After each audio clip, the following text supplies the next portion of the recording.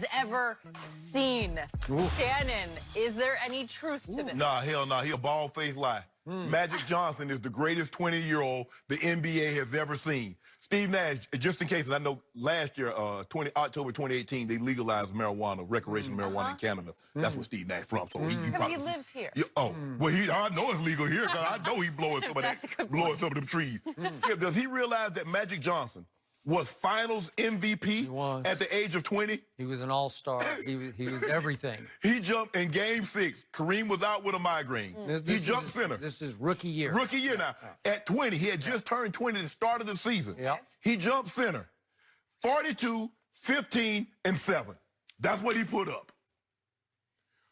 One of the greatest, it might be one of the 2 or 3 greatest finals performances that we've ever seen. And if we talk about all finals performances, I'm talking about with Michaels and Magics and Magic, Bird. You talk about KDs. We talk about LeBron. You're right.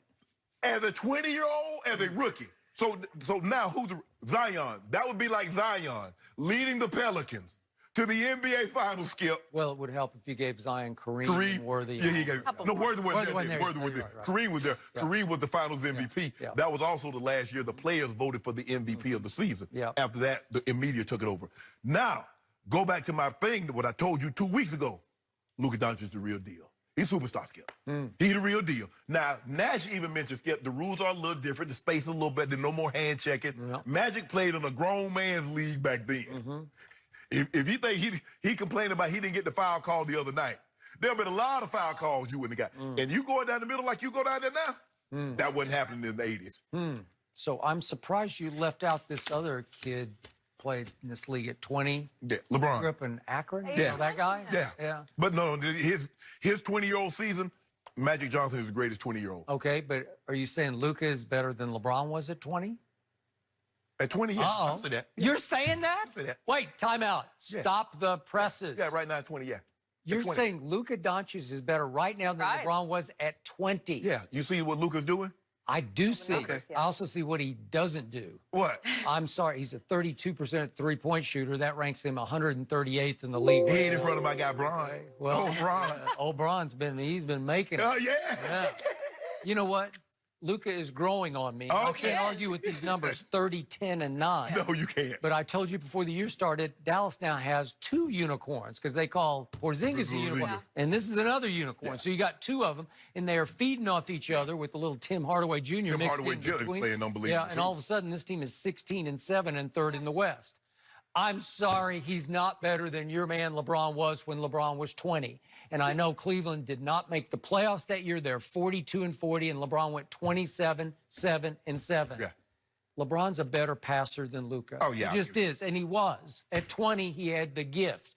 Luka is a terrific young playmaker. Also remind you, at 15, he was playing pro basketball in Europe at a high level with grown men. Yeah. So he had an unfair advantage. So it had been like he was playing with, when he came into the league as a teenager, it's like he had been playing with grown men for 5-6 years. That's different, But for Nash to say, okay, I guess he forgot what Magic did. Well, I say he's forgetting what LeBron was at 20, because he was something now. Oh, he was a force. That's how he's like, not the GOAT, but he was something. He's been doing so now we're on opposite sides of the table on this one, because I'm going to defend him, because he had a grown man's body when he was like 16. Yeah. And at 20, he was a dominating force in this league. And he could play bully ball when he was 20. But the thing, can you imagine, Skip, even from when LeBron first came into the league to where it is now, the league was different.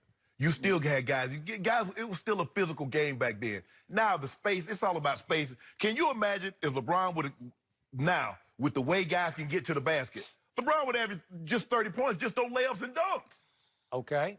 So I don't see the physicality in Doncic yet. No, that's not his game. It's not. It's all finesse. Yes. He's a finesse rebounder. He's an instinct rebounder. Like he's seeing the bounce before. Yeah. But Skip, that's how most Europeans are. Most Europeans are not. They don't play that brand of basketball. Yeah, and I can't get it out of my craw that night in Dallas. Yeah. That Friday night when you guys won on LeBron's weird kick out to. Oh, you can't. That man, he kicked it to him. But you saw what Dwight Howard did to Doncic. Kicked him right in the face, not literally, but he, hit him upside the head. And Luka kind of checked out for the rest of the game.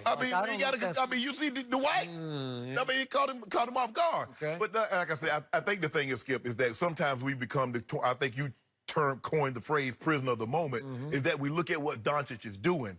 But you do realize Magic came in the league at a different time when it was a grown man. Can you imagine? Imagine, like, you might go down the lane once, Skip, but you weren't going to bring your ass back down there again because they were laying you flat of your back. Totally agree. No. I mean, those guys didn't play back then. And they were starting to get the old guard out, the tough 70, the bully really. But then here come Pat Riley going to, he brought it back. And the Lakers were physical. You look at these finals between the Lakers and the Celtics, Skip. If Larry Bird, I think it was Larry. It was Larry that snatched Kurt Rambis out of the air. Skip, if you snatch somebody out of the air like that, you going for 30-plus games. And it was like, that was nothing but a regular foul. That wasn't a flagrant. Yeah. I don't know how many of these guys playing now, if you could do like that, snatch them out the air like that, and like they would just literally be fighting on the court. Look, I know some of the kids don't get this, but Magic and Bird took their NCAA Finals act and took it right into the NBA and stepped on the floor, and they were instant superstars. Yes. Like they saved the NBA. They did. Wow. They saved the NBA. Okay. What happened? You know why it worked so well, Skip? One went to the West, and the other went to the East. It was perfect. And so now, and you got them playing against each other. And I think that's the thing that I'm most upset about. I never got a chance to see LeBron and Kobe in the finals. You deserve, you know, Skip. I thought so too. And Dwight and those three-point shooters in Orlando, Beatrice and Turkoglu and Lewis, they ruined it. Yeah. But Luka, but he's a superstar, though, Skip. You like it on Luka now. Definitely a superstar. I'm not going superstar yet. Throwing me off, though, to have you defend LeBron over here. I'm like, I can't. I don't know if I can continue this. But it's true. I think you're going to hear. No, I'm going to hear from him. He's going to DM. He's going to probably tell me, Someone's tell Skip, don't. Shannon